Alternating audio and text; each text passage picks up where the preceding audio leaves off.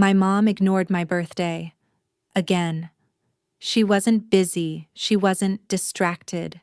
She was standing in our kitchen holding a cake on my 33rd birthday, singing congratulations to my younger brother on hitting 100,000 followers on his channel, while I stood there with grocery bags in my hands like I was the caterer.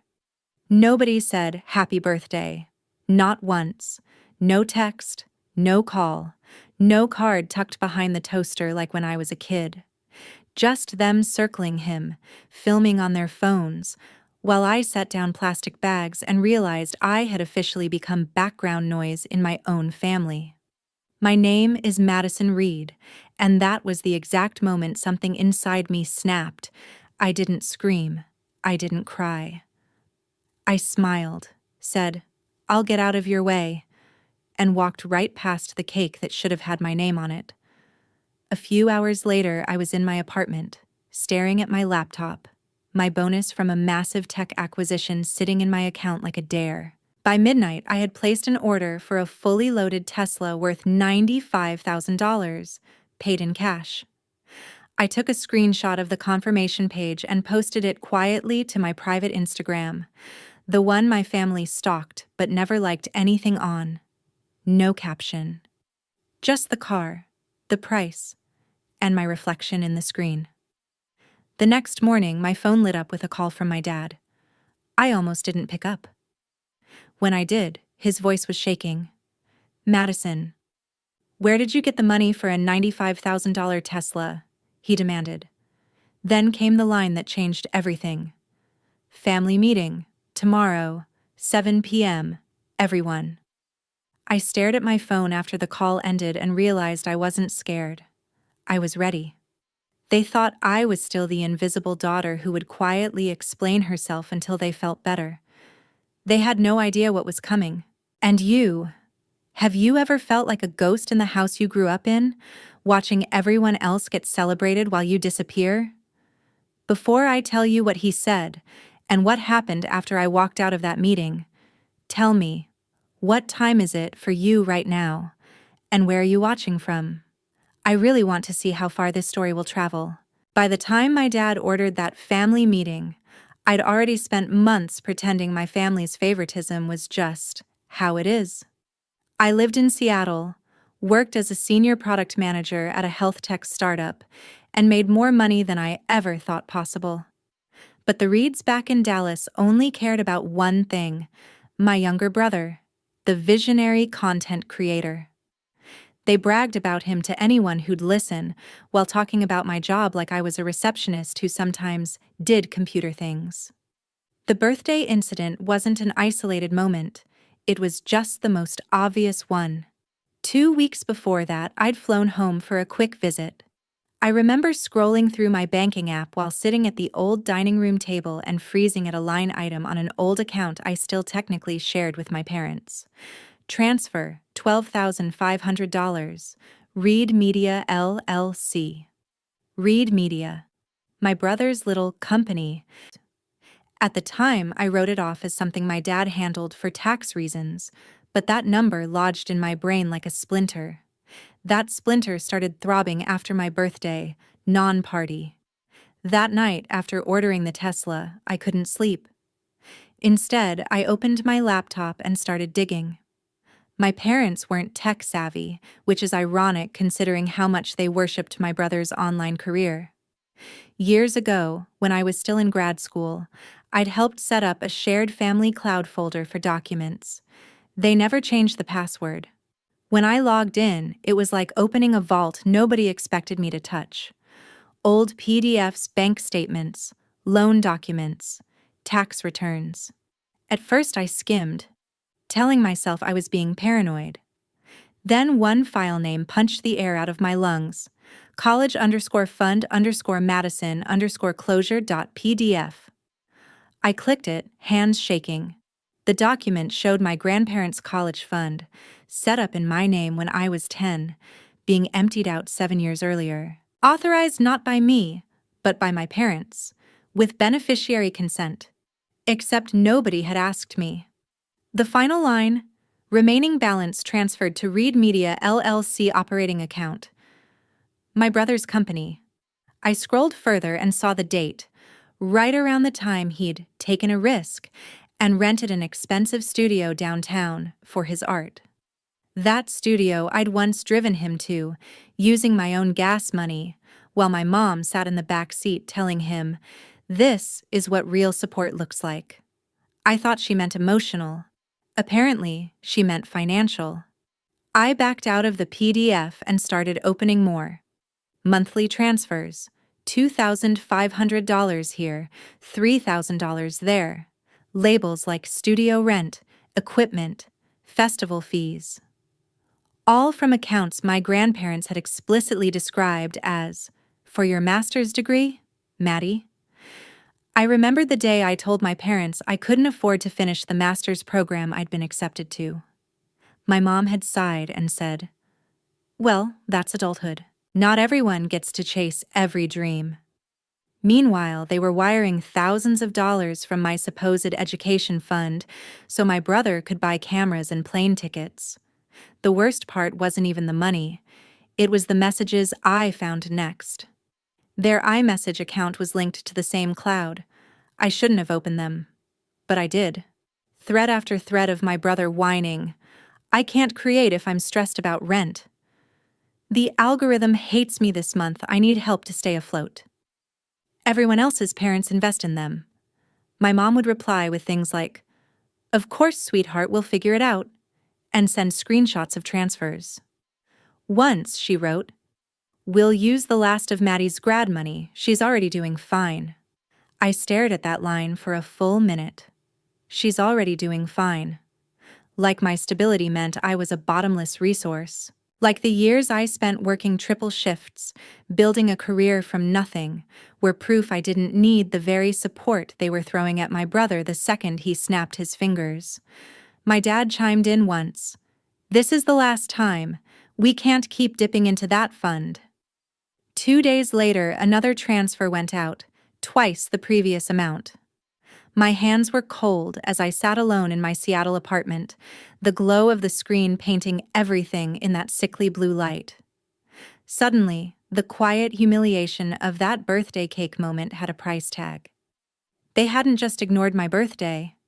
They had been erasing my future behind my back for years. What would you do if you found out your family had been bankrolling someone else's dream with money that was supposed to be yours? I closed my laptop and walked to the window. Down on the street, I watched a stranger step out of a gleaming electric car, laughing into her phone, keys dangling from her fingers like she owned the whole block. For the first time, I understood.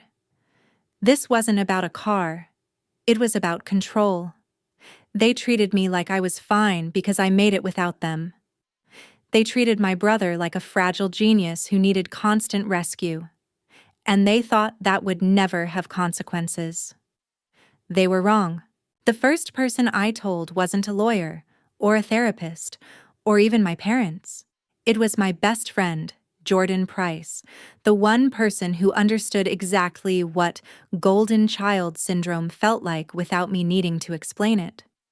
We met at a rooftop bar overlooking downtown Seattle, the kind of place with overpriced cocktails and string lights that made everything look softer than it really was. "They used your college fund?" Jordan asked. After I dumped the whole story in front of him, laptop screenshots and all. "And then pretended they couldn't help you with grad school?" "Pretty much," I said, tracing the rim of my glass. "And apparently, I'm already doing fine, so it doesn't count as betrayal." Jordan shook his head, laughing in that bitter way you only learn after years of family damage. "My parents did the reverse," he said. "They drained everything for my education, and then told my sister to learn to hustle when she wanted to go back to school at 30. They think stability is a reward, not something you build."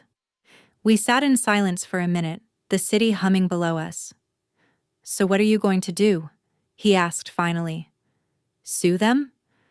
"I don't know," I admitted. "Part of me wants to scorch the earth. Another part of me is tired. Plus, everyone sees them as these generous, supportive parents of a Creative genius. If I come out swinging, I'll just be the bitter older sister who doesn't get art. Jordan studied me. Okay, so maybe it doesn't start with a courtroom. Maybe it starts with you stopping the story where you're the reliable, quiet background character.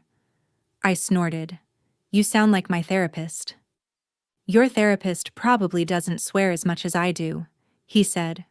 Look, your parents worship three things: your brother, their image, and money. You've been the one thing they take for granted. If you really want to shake the table, you have to hit them where it actually hurts. I thought about the Tesla confirmation email still sitting in my inbox. I hadn't told him about that yet. What if, I started slowly, I hit all three at once? He raised an eyebrow. I'm listening. I pulled out my phone, opened the email, and turned the screen to him. He squinted, read, then choked on his drink. You bought a Tesla? Not just a Tesla, I said. A $95,000 Tesla, paid in full. They still think I'm driving the beat-up sedan they co-signed for 8 years ago.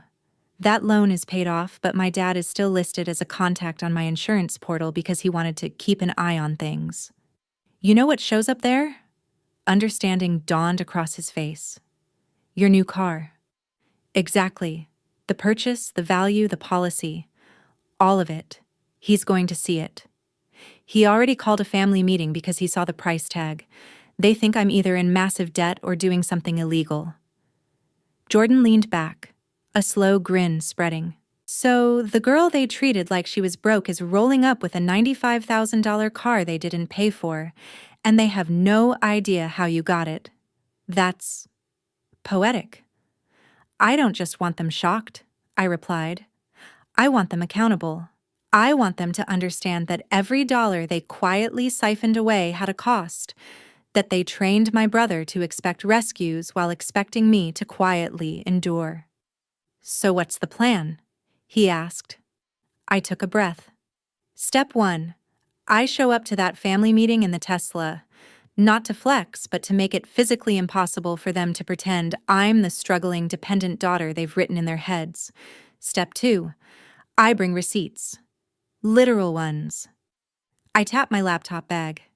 Inside was a growing stack of printed statements, highlighted lines, and sticky notes. Step 3. I hesitated, then said it out loud. Step 3. I cut them off. Emotionally, financially, legally, if I have to. I've already talked to a lawyer about the college fund. I have options. Jordan nodded slowly. That's not petty. That's protective. And the car? I asked. Is it ridiculous that I used part of my acquisition bonus on something that will definitely look like revenge? Question, he said, tilting his head. If they hadn't touched your college fund, if they'd treated you and your brother equally, would this car still make sense for your life? I thought about it. The commute, the tech, the fact that I could easily afford it without touching my safety net. Yeah, I admitted. It would. I just wasn't going to let myself want it. It felt too big. Then it's not revenge, he said. It's you letting yourself have something you earned. The revenge is what you do with the truth, not what you drive. Is it really petty to turn their favorite status symbol into the mirror they've been avoiding for years? I let the question hang between us. We spent the next hour mapping things out. How I'd structure the conversation, what I would and wouldn't say, which lines I refused to cross even if they tried to bait me. You're not there to destroy them, Jordan reminded me. You're there to stop letting them destroy you quietly. When we finally left the bar, I felt something I hadn't felt in years around my family. Clarity. The car was already ordered. The money was already in my account. The screenshots were printed. All that was left was to show up. Picking up the Tesla didn't feel like a shopping trip. It felt like walking into a courtroom where I was both the defendant and the judge. The delivery center smelled like new rubber and expensive cologne. Salespeople in branded jackets floated around smiling at everyone like this was the happiest day of their lives. My delivery advisor, a guy named Ethan with movie star teeth, led me toward a sleek Model S sitting under soft lights. "Madison?" he asked. "She's all yours." The car looked like something out of the future. Midnight silver exterior, glass roof catching the Seattle drizzle, white interior my mother would have called completely impractical, with her trademark eye roll. I'd picked that on purpose. As a teenager, I'd begged for white sneakers once and she'd lectured me about people who think they're too good for scuffs. Now here I was, stepping into a car where everything was white and intentional.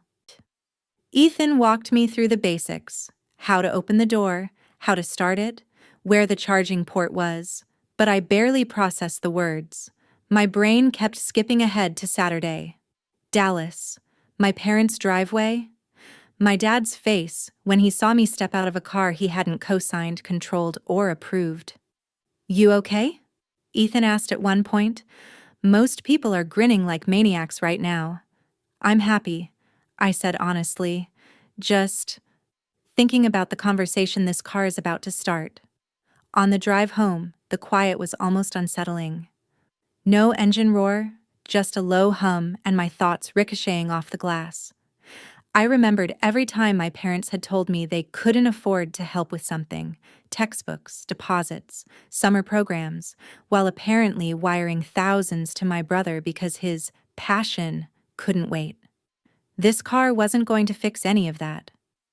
But it was going to make it impossible for them to keep pretending it hadn't happened. That night, I sat at my dining table with the keys on the wood in front of me, laptop open, documents spread out.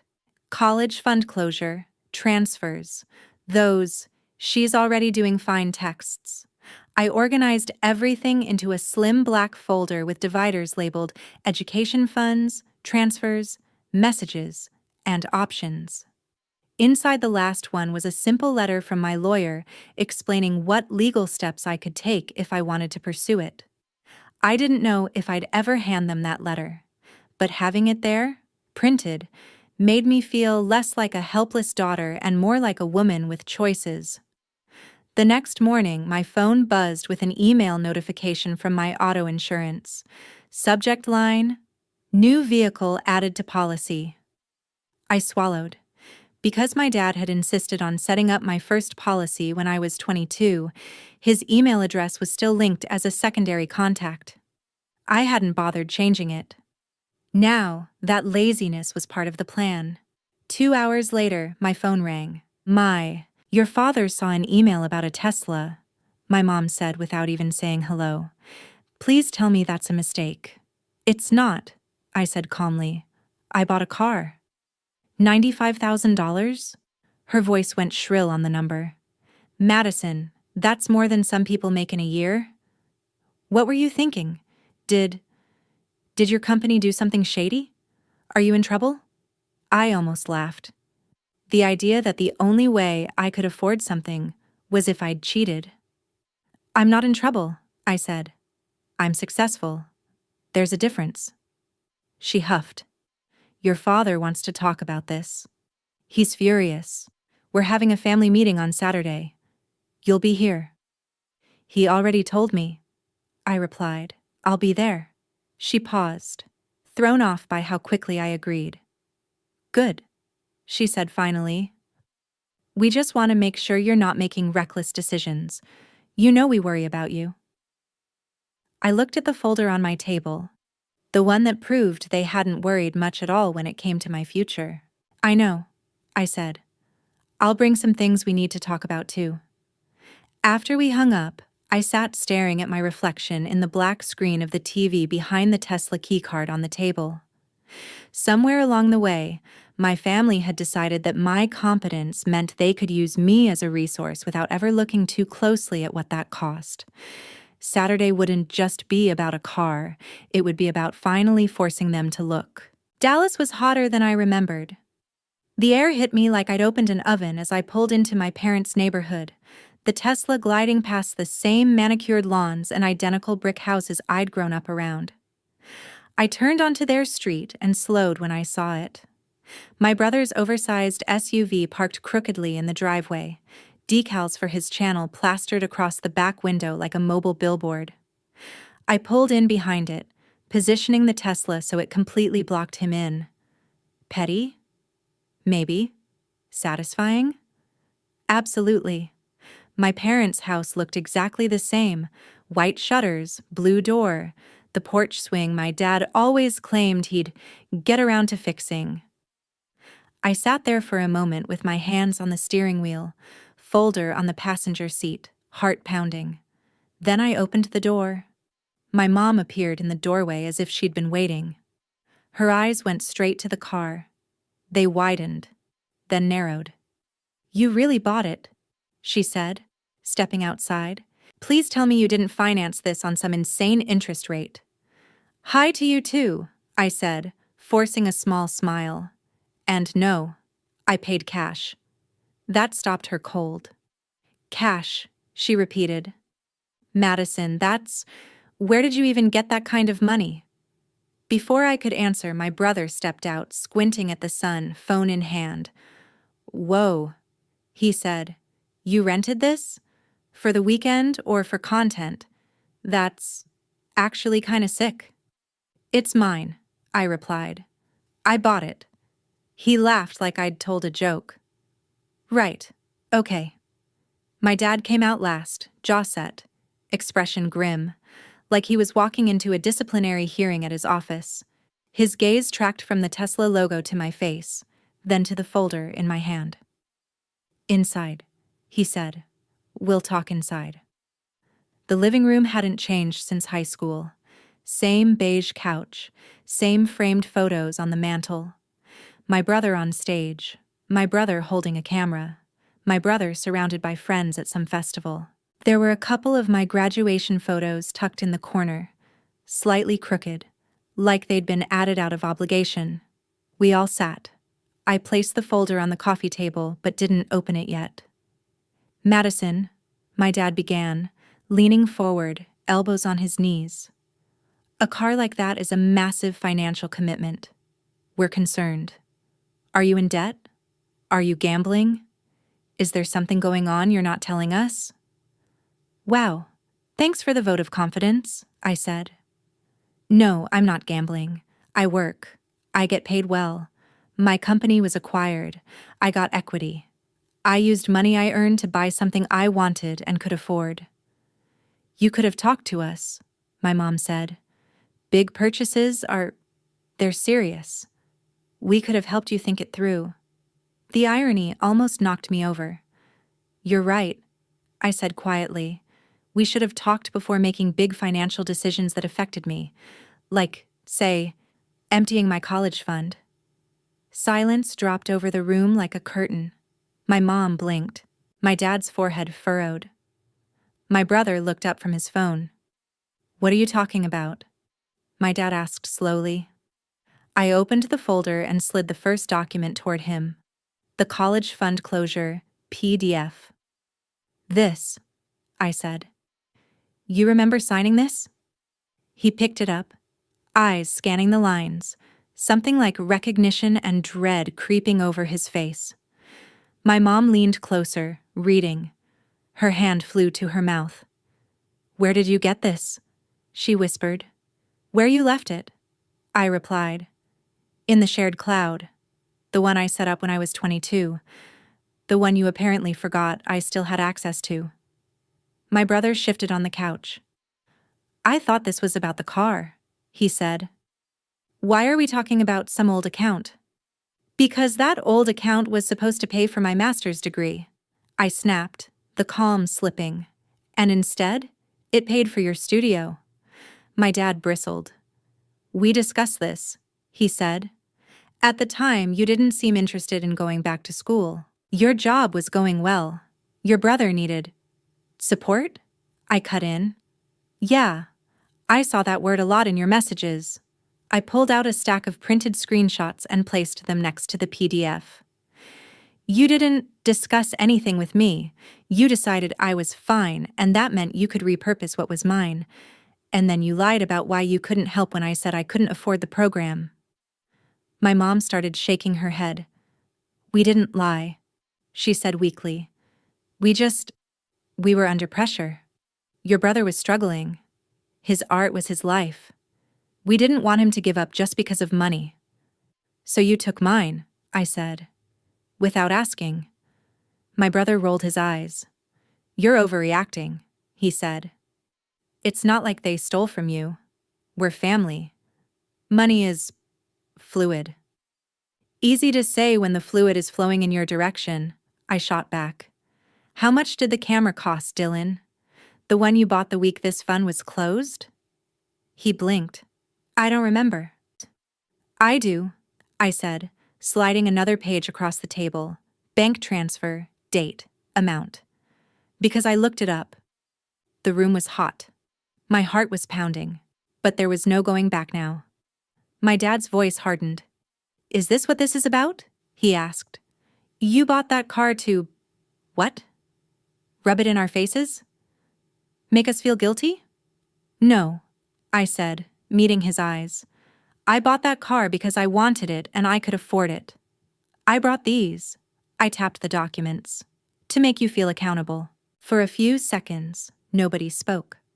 The only sound was the faint hum of the air conditioner and my brother's phone buzzing with some notification he ignored for once. Then my mom straightened, smoothing her shirt like she could iron out the tension. We never meant to hurt you, she said. We knew you'd land on your feet. You always do. Your brother, he's different. Sensitive, creative. The world is harder on people like him. The unfairness of that made my eyes sting. You mean the world is harder on people who don't have a safety net they feel entitled to? I said. I was bartending, taking freelance gigs, doing anything to pay rent and loans, and you told me it built character. He complains about rent for 2 weeks and you dip into my fund. My dad snapped. Watch your tone, Madison. We are still your parents. I laughed without humor. Exactly, parents. Which means you had a responsibility to both of your children, not just the one you thought was special. Dylan finally exploded. Oh my God, are you seriously jealous of me? He demanded. You have a big girl job and a fancy car, and you're sitting here whining about an account from years ago? You sound pathetic. Something in me went very, very still. Jealous? I repeated. No, I'm angry. There's a difference.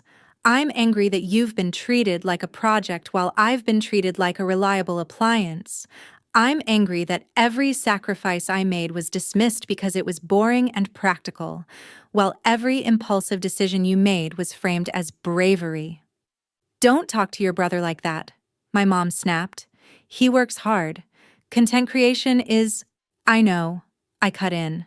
Work. I'm not saying he doesn't. I'm saying he's never been allowed to stand on his own 2 feet because you keep patting the floor under him with resources that were supposed to be shared. I turned to Dylan. Do you even know where the money for your first year of rent came from? He opened his mouth, closed it, frowned. They helped, he said, because they believe in me. They helped with my name, I said. I slid another document out. An old loan agreement. You see this? You co-signed a personal loan when I was 19, Dad. I thought it was for my car. It wasn't. It was for a business expense. Your words in the note field. My dad snatched the paper, eyes scanning frantically. His face went pale. You were a legal adult, he muttered. It was easier this way. Your credit was clean. We always made the payments. That's not the point, I said.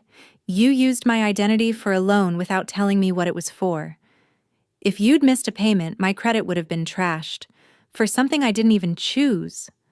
My mom's voice was small now. We were trying to keep the family afloat, she whispered. Between your loans, your brother's projects, the house. It was a lot. And instead of talking to me like an adult, you treated me like a backup plan with a social security number. I said, do you have any idea how that feels? If your own brother looked you in the face and told you your pain was a joke, would you still call that family? The question thudded in my chest as Dylan scoffed again. You're being dramatic, he said. So they helped me more. Big deal. You turned out fine. You have a Tesla now. Why are you still mad? I stared at him, realizing in real time just how deep the problem ran. He truly didn't see it. Why would he? He'd been raised to believe that other people's sacrifices were just the background music to his dreams. I'm mad, I said slowly, because you think fine is the same as unharmed. Because you think money that was supposed to be mine was a group resource that everyone could vote on except me.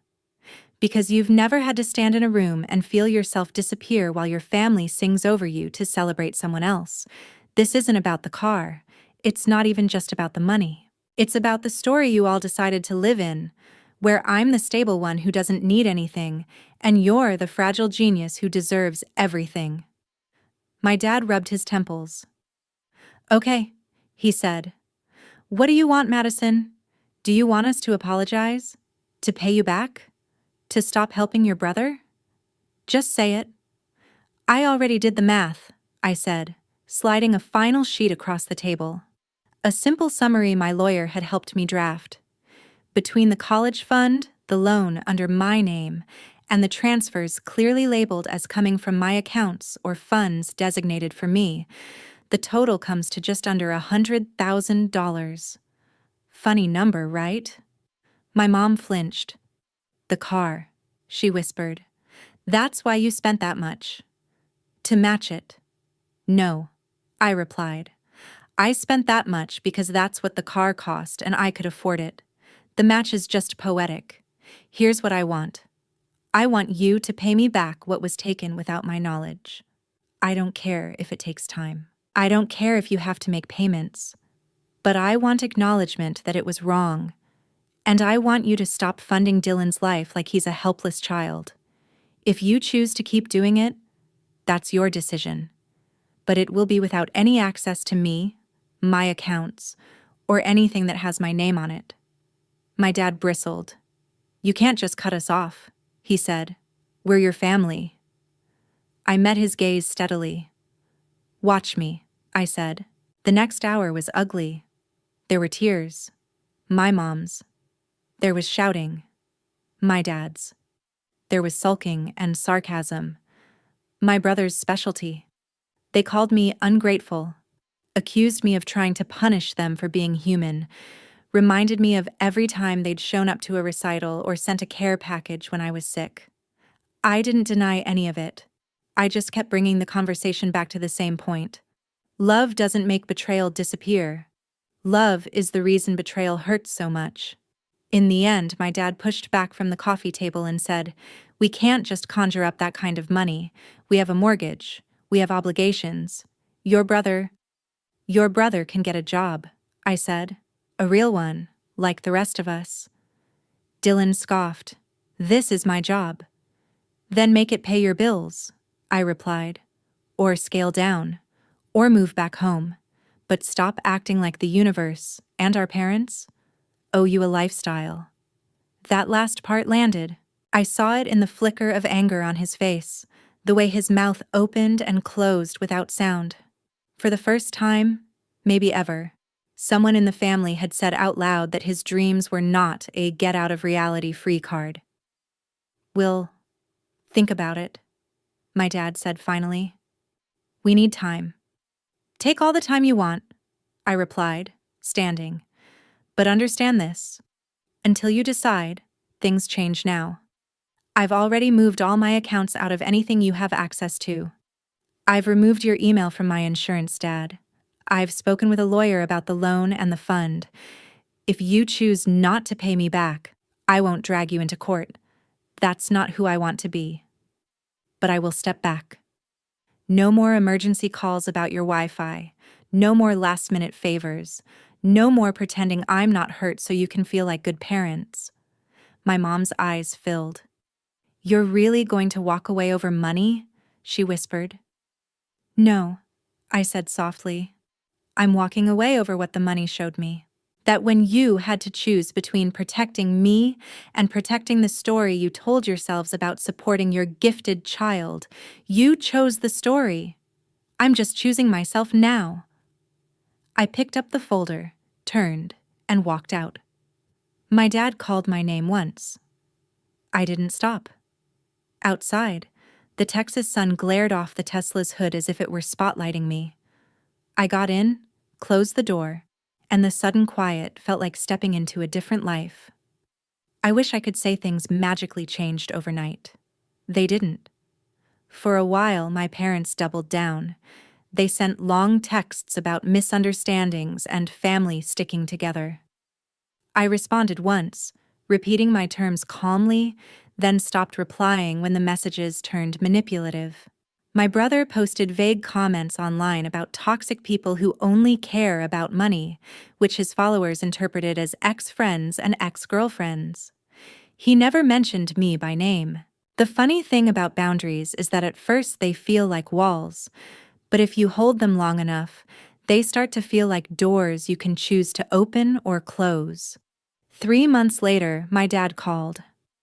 I almost ignored it. Instead, I answered and listened.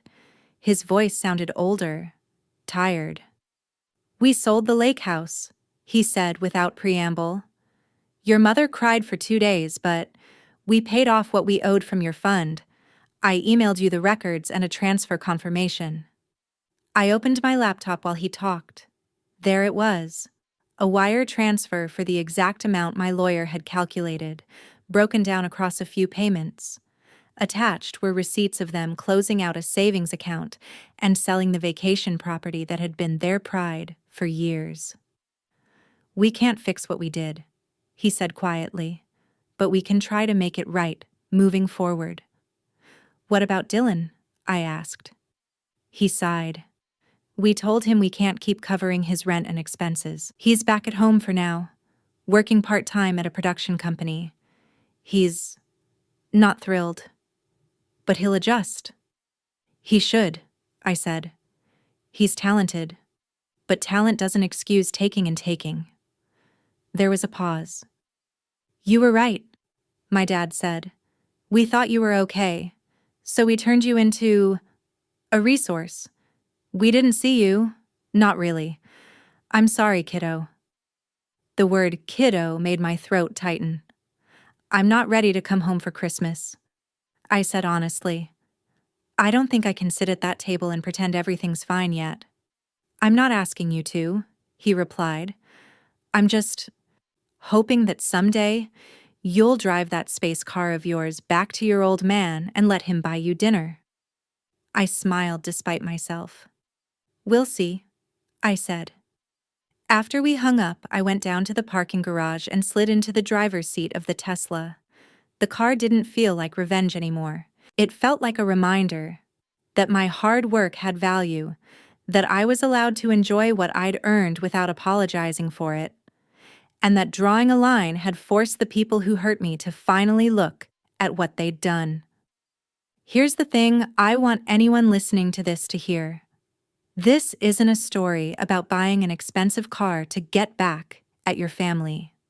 It's about realizing that blind favoritism doesn't just spoil the golden child, it erases the others.